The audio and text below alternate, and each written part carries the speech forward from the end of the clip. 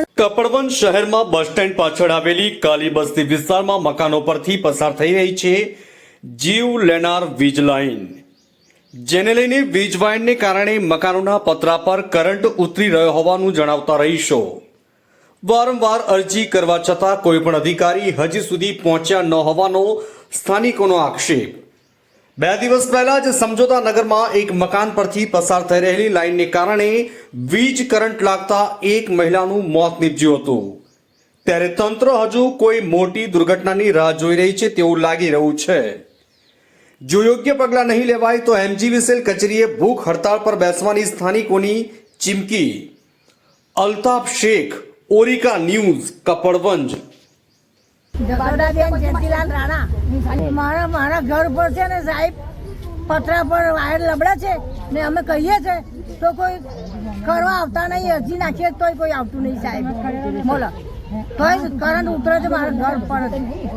બોલો સાહેબ માનતા નહીં ને બિલ લેવા તરત આવી જાય છે, મહિને તરત બિલ તરત દાદાગીરી કરી લઈ જાય છે, તો દાદાગીરી કરે સાહેબ। હવે આગળ અને તરત ફાળવા આવે બિલ 1 મહિનામાં ફાળી જાય છે। બોલો સાહેબ આવવાનું છે કે નહીં આવવાનું તમારે? બોલો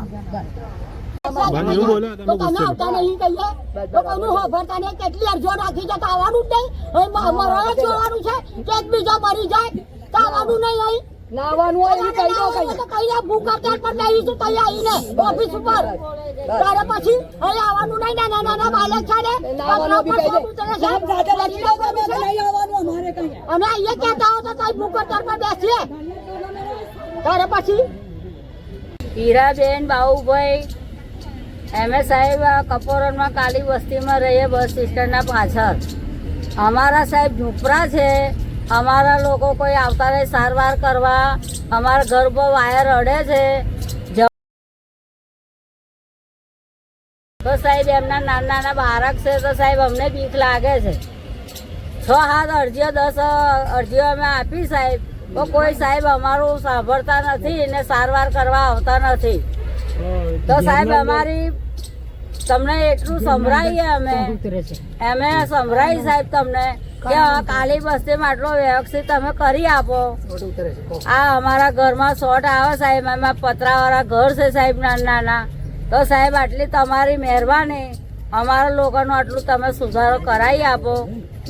અમને બીક લાગે છે કે જમાલપુરમાં એક બૈરી મરી ગઈ, 2 છોકરા મૂકીને ચોટ આવ્યો। સાહેબ અત્યારે અમને બીક લાગે એટલે મેં તમને સંભળાવી થાંભલો લાઈન નાખ્યો। મુનિબેન મકસુદભાઈ સૈયદ। મુનિબેન શું તકલીફ છે? 6 થી 8 સુધી તો મારા ઘરવાળાએ અરજી નાખી છે, એમાં કોઈ સાંભળતું નથી અને સંતોષા નગરમાં એક બેનને મૃત્યુ થઈ ગઈ, એવી તરહ કે બીજી વાર મૃત્યુમાં રાહ જોવે છે સાહેબ, એટલે કોઈ સાંભળવામાં કોઈ આવતું નહીં, જતું નથી અને કાળી વસ્તીમાં કોઈ સાહેબ આવીને જોઈને જતા રહે, એને પછી આગળ કાયદો કરતા નથી। અમારે વાયરો લટકી રહ્યા છે, ઘરમાં સોટા ઉતરે છે।